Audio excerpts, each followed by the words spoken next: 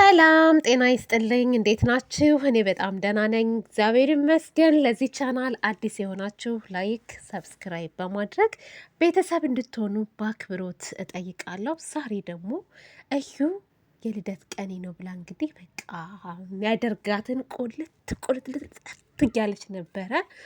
ምጥሽ እንዳይመጣ እዩ፣ እንደዚህ ስትሽከረከሪ ምጥሽ እንዳይመጣ ተረጋጊ። አይ ተረጋጊ፣ እርጉዝ ሴት እንደዚህ አትሽከረከርም። ረጋ ማለት አለብሽ እዩ፣ ነግሬሻለሁ። ለማንኛውም ማለት ነው ውዶቼ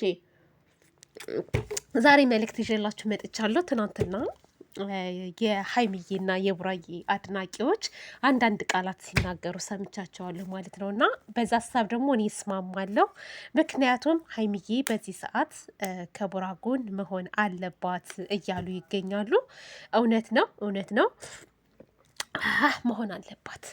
መሆን አለባት ሀይሚቲ ቡራን የምትወጁ ከሆነ ለሱ ልዩ ስሜት ካለሽ አለሽ ደግሞ አይነው እናውቃለን።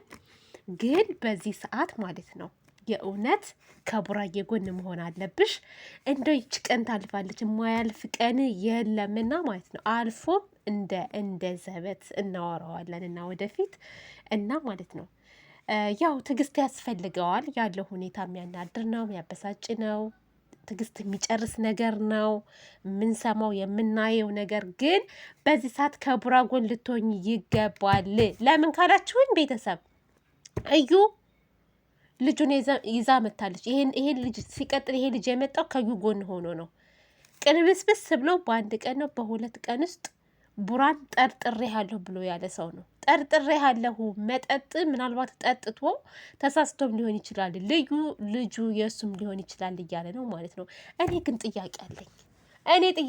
ጥያቄሽ ምንድን ነው ካላችሁኝ አንድ ሰው ማለት እንደው ቡራሁን ጠጥቶም ሆነ እዩ መድኃኒት አድርጋ አጠጥተውም ሆነ ከእሷ ጋር ቢተኛ እኮ ሲነቃ ያለበት ቦታ እኮ ነው የሚነቃው፣ የተኛበት እዛ አልጋው ላይ ማለት ነው። እና በዛ ሰዓት እኮ ሊያስታውስ ይችላል ይሄ ልጅ። ምንድን ነው እንዴ? እኔ ግራ እየገባኝ እኮ እንዴ።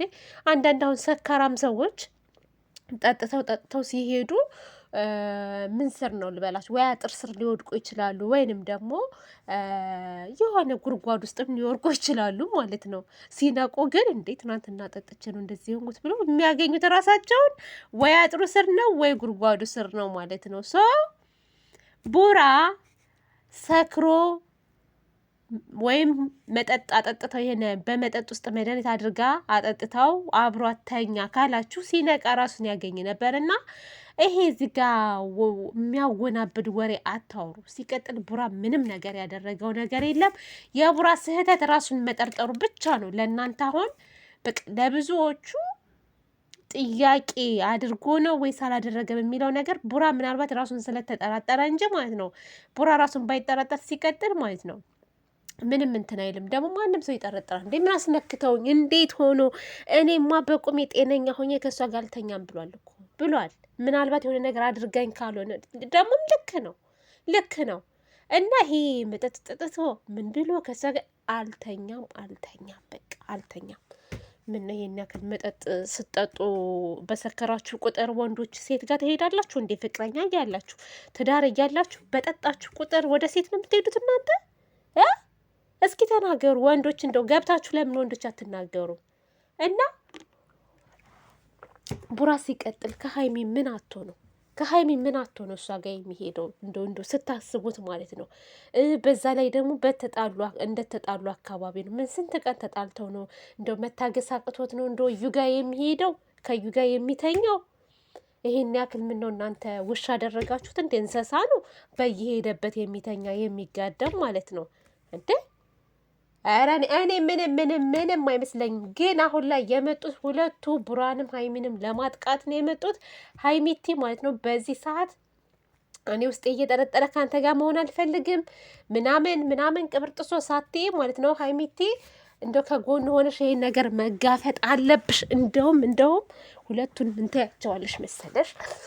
ቆይ ልስተካከል ቤተሰብ። ወገቤን አሞኛል በነገራችን ላይ ብርድ መሰለኝ እናቴ። እና ምን ታያቸዋለሽ መሰለሽ? እንደውም ችግር የለም ልጁን እናሳድገዋለን፣ ውለጅና እናሳድገዋለን፣ ምንም ችግር የለም። እስከምትወልጅ ግን አትበጥብጭን ብለሽ ጥሩ መልስ መልሽላት ሀይሚቲ። ጨጓራዋን ወሽመጧን ብጥስ የሚያደርግ ነገር በቃ እንደዛ በያት ማለት ነው። ልጅ መውለድ በብሩክ ያልተጀመረም በያት። ልጅ መውለድ በብሩክ ያልተጀመረም፣ ልጅ ደግሞ ጸጋ ነው፣ ልጅ ሲሳይ ነው። ውለጅና አምጮ እናሳድገዋለን በያት። ከዛ በኋላ ምን ሊውጣት ነው? ምን ሊውጣት እንዴ? ሰው እኮ የማደጎም ልጅ እኮ አምጥቶ ያሳድጋል። እናንተ ደግሞ የማሳደግ አቅም ከሌላት ችግር የለም ታሳድጉላት አላችሁ፣ ወይም እኛ ራሱ እናሳድግላታለን በየወሩ ለዳይፐር ምናምን እየላክን እናሳድግላታለን።